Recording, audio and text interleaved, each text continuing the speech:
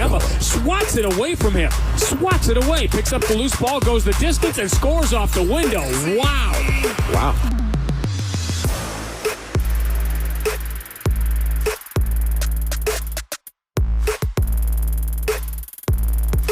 Crowder for an off-balance three. He hits it, and the foul on Jaylen Brown. A calamitous third quarter for the Celtics here in Game 2. Celtics were up by 13 at halftime, but now trail by 7 in a 20-point turnaround.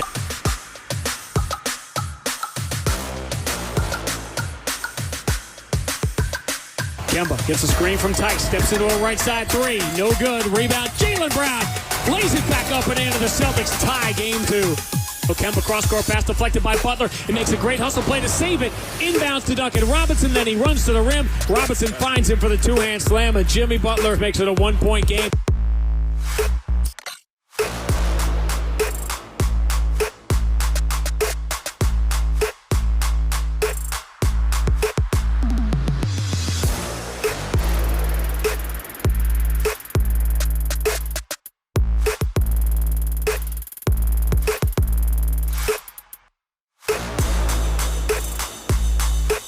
Jaylen Brown for the tie. No good. The Miami Heat wrestle Game 2. Momentum and full control of the Eastern Conference Finals away from the Celtics tonight. All right, no doubt a disappointing loss in this one, 106-101. We got a big-time tweet from Gary Washburn coming up here. Obviously, some frustrations, and it really happened in the third quarter, too. You know, when we talk about effort and energy. Look, I picked the Heat to win in 7. But, you know, my heart is with the Celtics, and I love watching good basketball. Some of my favorite players are on the Celtics. But as my job, I can't be biased, right? I got to go with the team that I think that's going to win. And at the end of the day, I thought the Celtics had plenty of opportunities to just put the Heat away. 15, go up by 20. 20, go up by 25. And what they do, they come down and do crazy things on the offensive end that had me really yelling at the TV like, what was that? Why did you take that shot? Or why did you not put pressure on the basket and attack the basket? You were in the bonus. That's the frustration. I mean, we all should be frustrated right now. Celtics fans are frustrated. Celtics players are frustrated as well. Here's this tweet from Gary Washburn, who's down there in the Orlando bubble. And Washburn says about the locker room situation for the Celtics right now. Marcus Smart is screaming in the Celtics locker room. There's a bunch of arguing going on. Smart comes out and says, y'all on that BS. Team is imploding. Smart is in the bathroom, and they're still screaming coming from the locker room. You guys have been in locker rooms. That happens, right? Screaming, is it how you respond to that? I would rather them scream during the second quarter and the third quarter when the Miami Heat are destroying them with the alley-oop dunks. Like, what does it do after the fact?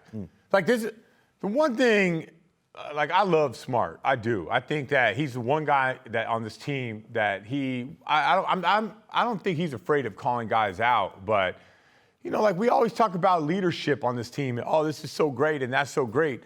I'm telling you guys, leadership is the most important when things are going sideways, not when things are good. And I know, like, what we do on this show is we come up and we say, oh, man, like when we win a series or we win a game, oh, it's so great to have Kemba Walker here because he's such a great leader. And I'm not saying he's not. I'm just saying, to me, that has no effect on me whatsoever. What I look at it is when I see a team going sideways and I see a team get together, huddle up in the middle. Not Coach Stevens calls a timeout. I see the players get together during a free throw. I see a player looking at guys and saying, we got to pick this up. I see other players on the team nodding in approval. And then I see the next 3 possessions. And this is the most important part. Anybody can nod and anybody can say something, but the next 3 possessions on the floor, I see the team pick up their defensive intensity. And better yet, when Miami does score during those 3 possessions when they gave their all, then I see 3 more possessions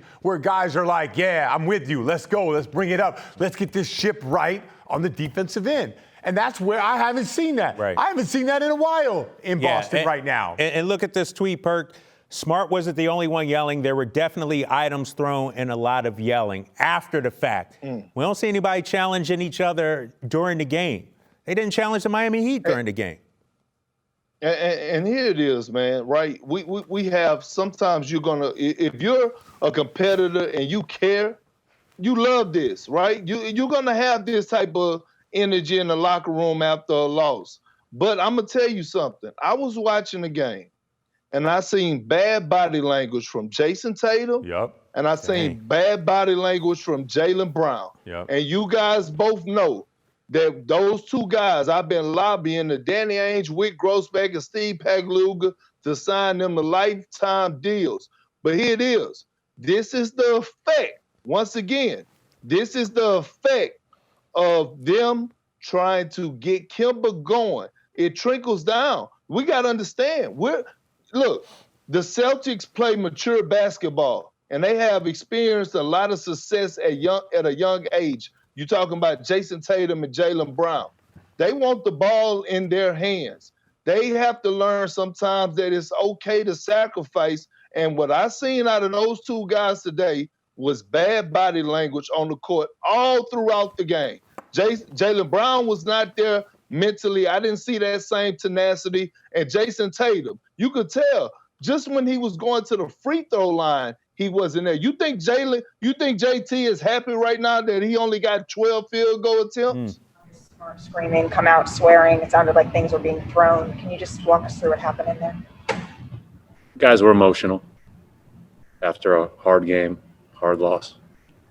I'm emotional after the game. What do you kind of have to do as a leader to make sure things don't go the wrong way, and you kind of keep everyone together and bring everyone together? It won't. And nothing happened in the locker room. I don't know what you're talking about, to be honest. We'll be fine. We'll be fine. Brian, the game. What happens in the locker room, we got to stay in the locker room. It's not supposed to come out here and talk about, what we talk about as a team after a win or a loss. That's why we go in the locker room and talk to each other. But whether we win or we lose. So, that's that. Tomorrow, it seems like you go up. I think everything is understood. We're going to have a meeting tomorrow regardless, just to watch the film and go over the game plan with coach. But, at the end of the day, emotions going to fly. Obviously, we wanted to win this game, and we did. But the series is far from over. And then we got to get ready for game 3. It's how it goes. In families, there's ups and downs, there's fights, there's emotions. But that's exactly what we are, a family. And we're going to hold each other accountable. And we got to do what it takes to come out and execute next game.